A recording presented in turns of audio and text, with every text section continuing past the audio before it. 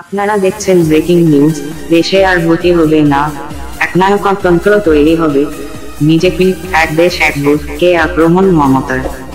সোমবার কোচবিহারের রাসমেলা ময়দানে সভা ছিল মমতার। সেখান থেকেই বিজেপির ইস্তাহারে প্রকাশিত একাধিক কর্মসূচিকে কটাক্ষ করেন তিনি। আক্রমণ করেন এক দেশ এক ভোট নীতিকেও। বিজেপির ইস্তাহারে এক দেশ এক ভোট নীতি কার্যকর করার প্রতিশ্রুতিকে সোমবার আক্রমণ করলেন মমতা বন্দ্যোপাধ্যায়। জানালেন, এই নীতি কার্যকর করা হলে দেশে আর কখনো ভোটই হবে না। কেউ ভোট দিয়ে নিজের গণতান্ত্রিক অধিকার প্রয়োগ করতে পারবেন না। তৈরি হবে স্বৈরাচারী সরকার। সোমবার কোচবিহারের রাসমেলা ময়দানে সভা ছিল মমতার। তৃণমূল প্রার্থী জগদীশচন্দ্র বসুনিয়ার সমর্থনে প্রচারে গিয়ে বিজেপির ইস্তাহারকে আক্রমণ করেন তিনি।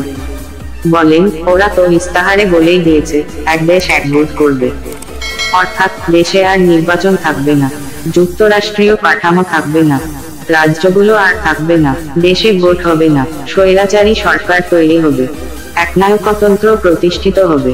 ইস্তাহারে রবিবার মুদ্রা যোজনা কথা বলেছিলেন নরেন্দ্র মোদী। কোচবিহারের সভায় তাকেও কটাক্ষ করেছেন মমতা। ওই প্রকল্পে দেশের উদ্যোগপতিদের ঋণের সর্বোচ্চ সীমা 10 লাখ টাকা থেকে বাড়িয়ে 20 লাখ টাকা করার প্রতিশ্রুতি দেওয়া হয়েছে। মমতার কথায়, ওরা নাকি ঋণের পরিমাণ বাড়িয়ে দেবে, টাকাই তো দেয় না, ঋণ বাড়াবে কিভাবে? 90 লক্ষ স্বনির্ভর গোষ্ঠীকে আমরা ঋণ দিই, স্কুলের পোশাক ওরাই তৈরি করে। এই গোষ্ঠীর মহিলাদের জন্য আগামী দিনে আমরা প্রতি জেলায় বড় বাজার তৈরি করে দেব, ওরা নিজে রোজগার করবেন। বাংলায় দুর্নীতির অভিযোগ প্রসঙ্গে মমতা পাল্টা উত্তরপ্রদেশ, গুজরাট, রাজস্থানের মতো বিজেপি শাসিত রাজ্যগুলির দৃষ্টান্ত টেনেছেন। মোদীকে চ্যালেঞ্জ জানিয়ে তার আহ্বান, বাংলায় কোথায় কি দুর্নীতি হয়েছে শ্বেতপত্র প্রকাশ করুন।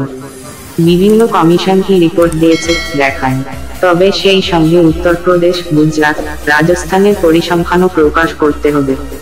চ্যালেঞ্জ করে বলছি, বাংলায় কোনো দুর্নীতি হয়নি। তৃণমূল চোর নয়, চুরি করে বিজেপি। বিজেপিকে আক্রমণ করেন মমতা ব্যানার্জি।